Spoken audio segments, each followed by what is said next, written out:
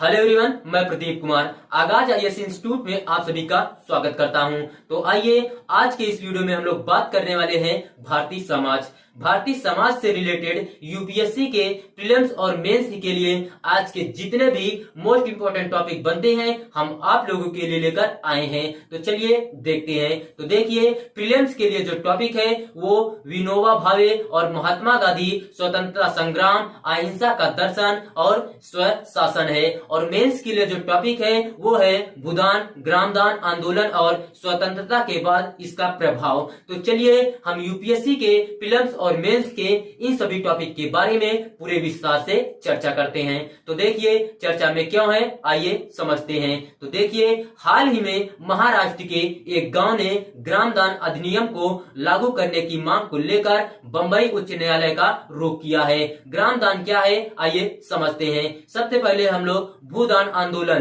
की पृष्ठभूमि समझते हैं। तो देखिए, यह भारत में वर्ष 1951 में विनोबा भावे द्वारा शुरू किया गया एक सामाजिक राजनीतिक आंदोलन था। विनोबा भावे महात्मा गांधी के शिष्य थे, जिन्हें गांधी जी ने पहले व्यक्तिगत सत्याग्रही के रूप में चुना और उन्होंने भारत के स्वतंत्रता संग्राम में सक्रिय रूप से भाग लिया। स्वतंत्रता के बाद उन्होंने महसूस किया कि भूमिहीन का मुद्दा ग्रामीण भारत के सामने एक बड़ी समस्या है और वर्ष 1951 में उन्होंने भूदान आंदोलन या भूमि उपहार आंदोलन शुरू किया। उद्देश्य क्या है, आइए समझते हैं। उनका उद्देश्य धनी जमींदारों को भूमिहीन किसानों को अपनी भूमि का एक हिस्सा दान करने के लिए राजी करना था। जब भावे ने गांव-गांव घूमकर जमींदारों से अपनी जमीन दान करने का अनुरोध किया तो आंदोलन को गति मिली। भावे का दृष्टिकोण अहिंसा के दर्शन में निहित था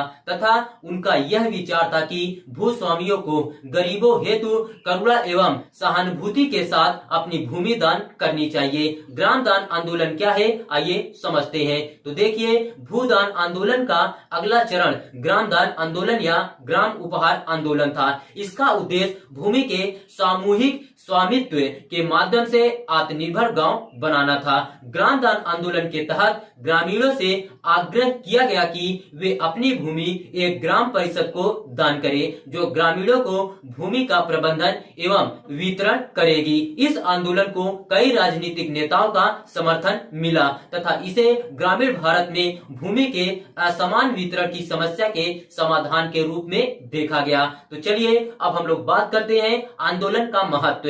आंदोलन का महत्व क्या है, आइए समझते हैं। तो देखिए, यह आंदोलन भारत के कई हिस्सों में सफल रहा। हजारों एकड़ भूमि जमींदारों द्वारा दान दी गई। भूदान ग्रामदान आंदोलन का भारतीय समाज एवं राजनीति पर महत्वपूर्ण प्रभाव पड़ा। इसने भूमिहीनता की स्थिति को कम करने, भूमि का अधिक समान वितरण करने तथा आत्मनिर्भरता को बढ़ावा देने के साथ साथ ग्रामीण समुदायों के सशक्तिकरण में मदद की। इसने समुदाय में सभी को समान अधिकार एवं जिम्मेदारियां देकर तथा समुदायों को स्वशासन की ओर बढ़ने हेतु सशक्त बनाकर प्राकृतिक संसाधनों के संरक्षण का मार्ग प्रशस्त किया। आइए अब हम लोग कमियां जानते हैं। तो कमियां क्या है, आइए समझते हैं। यह दान की गई भूमि या तो अनुपजाऊ या मुकदमेबाजी के अधीन होती थी। साथ ही भूमि के बड़े क्षेत्रों को दान किया गया था, जबकि भूमिहीनों के बीच बहुत कम वितरित किया गया था। यह उन क्षेत्रों में सफल नहीं हुआ जहां भूमि जोत में असमानता थी। साथ ही यह आंदोलन अपनी क्रांतिकारी क्षमता को उजागर करने में भी विफल रहा। ग्रामदान अधिनियम का वर्तमान परिदृश्य क्या है, आइए देखते हैं। तो देखिए, सबसे पहले हम लोग जानते हैं विभिन्न राज्यों में ग्रामदान अधिनियम। तो देखिए, वर्तमान में भारत के 7 राज्यों में 3660 ग्रामदान गांव है, जिनमें से सबसे अधिक उड़ीसा 1309 में है। अन्य 6 राज्य आंध्र प्रदेश, बिहार, महाराष्ट्र, राजस्थान, तमिलनाडु और उत्तर प्रदेश है।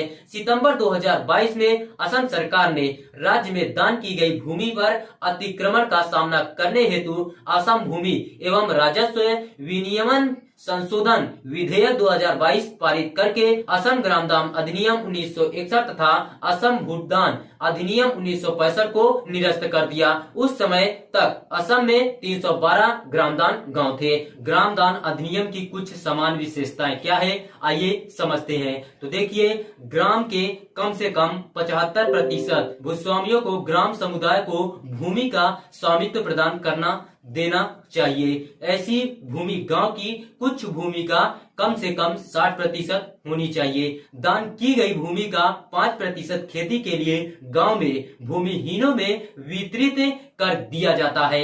ऐसे भूमि प्राप्तकर्ता समुदाय की अनुमति के बिना उसे हस्तांतरित नहीं कर सकते। शेष भूमि दाताओं के पास रहती है, वे और उसके वंशज इसका उपयोग कर सकते हैं। हालांकि वे इसे गांव के बाहर अथवा गांव में किसी ऐसे व्यक्ति को नहीं बेच सकते हैं जो ग्राम दान में शामिल नहीं हुआ है। ग्राम दान में शामिल सभी काश्तकारों को अपनी आय का 2.5% हिस्सा समुदाय हेतु देना अपेक्षित है। चिंताएं क्या है, आइए देखते हैं। तो देखिए, मुख्य रूप से कानून के खराब कार्यान्वयन के कारण कई गांवों में इस अधिनियम की प्रासंगिकता खत्म हो गई है। ग्राम दान के तहत कुछ गांवों में अपनी जमीन देने वालों के वंशज निराश है कि वे गांव के बाहर अपनी जमीन नहीं बेच सकते हैं और उनके अनुसार यह अधिनियम विकास विरोधी है। वन संरक्षण में इस अधिनियम का महत्व क्या है, आइए देखते हैं। तो देखिए,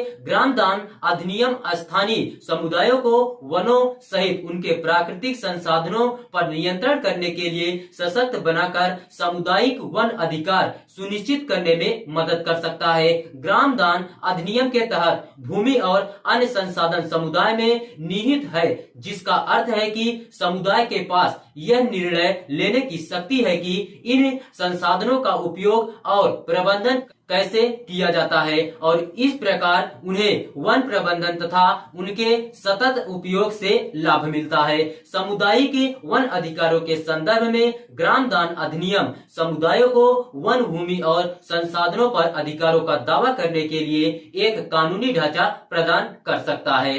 तो देखिए, अगर आप लोगों को इसका पीडीएफ चाहिए तो इसका पीडीएफ हम टेलीग्राम चैनल पर अपलोड कर देंगे। टेलीग्राम चैनल का नाम है आगाज आईएएस इंस्टीट्यूट और टेलीग्राम चैनल का लिंक हम इस वीडियो के डिस्क्रिप्शन में दे देंगे। आप यहां से भी जाकर टेलीग्राम चैनल को ज्वाइन कर सकते हैं और पीडीएफ डाउनलोड कर सकते हैं।